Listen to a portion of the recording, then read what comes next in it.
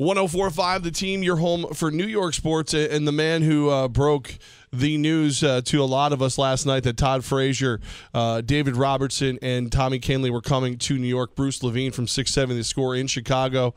Bruce, you broke the story. What are your thoughts on the trade? Well, you know, the White Sox are in full rebuild mode, and the Yankees looking to solidify their chances for the playoffs. It's, you know, the underrated part of this trade is Tommy Kahnle, who most New York fans are not going to remember. He was in the Yankee system at one point, and his game has evolved to the point that he routinely throws 100 miles an hour with a nasty breaking ball. And, you know, 60 strikeouts in 36 innings. He's just someone that was going to be the deal breaker in this. If Brian Cashman didn't hear Kahnle's name in this deal, it would not have been made. So, you know, the Yankees give up some good young prospects, especially Rutherford, but they have duplications because of the fact they've made so many astute trades last year to fortify their minor league system. Bruce, that's great news for us here because not 20 minutes from the studio is Shaker High School, where Tommy Kahnle, you know, pitched in high school. So to hear that he's the big part of the trade is going to make a lot of local guys really, really happy.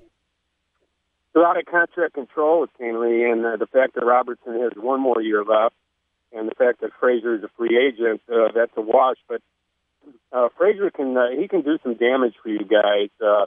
You know, with the below average year that Headley's had at third base, you know, you can see a platoon at third. You can see Frazier at first base quite a bit. He's very versatile, DH. And more importantly, he brings a tremendous amount of energy and positive mental approach to the game every day. He's just one of those energizer guys, goes locker to locker, gets everybody up. It's a very good trade for the Yankees. And, you know, again, will they miss Rutherford down the line if he hits 25 home runs for the White Sox in 2 years and he's an everyday player? I really don't think so. Again, give Brian Cashman a tremendous amount of credit for solidifying his team with good drafting, good signings, and astute trades. You know, guys like Frazier weren't touched in this trade, and that was a key. So I don't see how the Yankees get hurt in this deal. The money is pretty much a wash, you know, with some of the money from Clifford going back to defer about $10 million that's owed total to Frazier and Robertson. And Robertson is, you know, he's going back to a familiar place where he's a team guy who, even though he's been a closer for the White Sox, will fit seamlessly into the seventh or eighth inning wherever Joe Girardi wants to put him, and give the Yankees that monster bullpen that they had before the trade last year, and even maybe better, and maybe more like the Kansas City bullpens of 2014 and 2015 that went to back-to-back World Series. Bruce Levine from 670 The Score in Chicago with us right now, 104.5 The Team. There were some social media rumors that the Boston Red Sox were really close to getting in on this deal and maybe pulling some players away. What was the difference? Was it Tommy Kahnle, and how close did Boston get to making this move happen? Well, the White Sox wanted to bundle, and that's a great question. They really wanted to get the optimum amount out of the guys that they had left to deal. And they felt that instead of just dealing Frazier to Boston, or maybe Frazier and Robertson, if they could package all three and get three really good young players back, and then, you know, of course, Clifford is going to be valuable because they need somebody in that bullpen to throw innings. Their bullpen is depleted now with their setup man and closer going in the field. So this is a really good trade for both teams, and I believe that you know, with Rutherford, you know, a couple of years away, that this is a type of blue chip player that they are looking at, that they've added here. You know, the White Sox have added 15 players in trades in 4 deals since December 6th, and for Sale, for Eaton, for Quintana, and now for these 3 guys, they've gotten 15 guys back, and I would say of the 15, maybe 13 or 14 are looked at as blue chippers. Is that where it stops there, or are the White Sox still interested in moving even more pieces, bringing in more young players?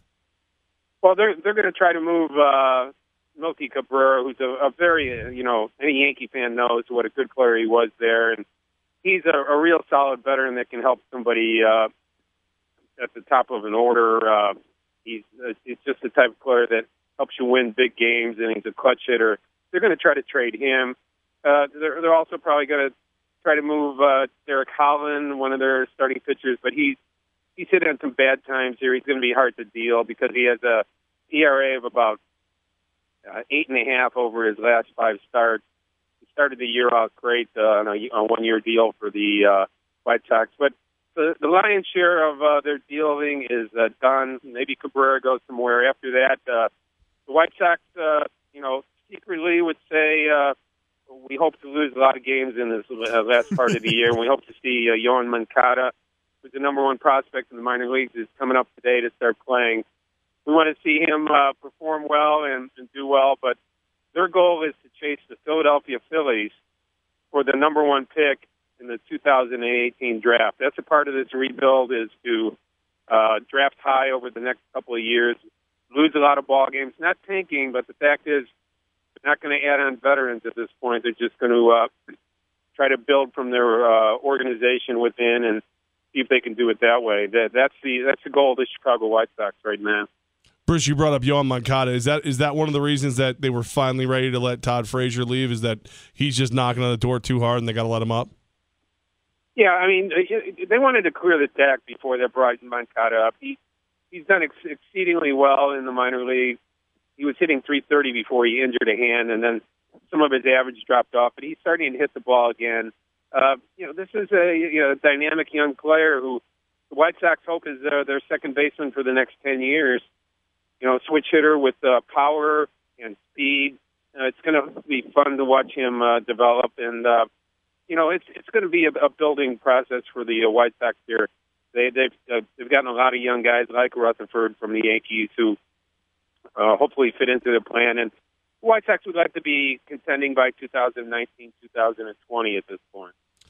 Bruce Levine, he was the man. I was following you last night at MLB Bruce Levine and making sure that's how me and everybody I know found out that this trade was happening. If you're following Chicago baseball, that's the Twitter handle to be on. Bruce, we appreciate your time. Always a pleasure, guys. Take care.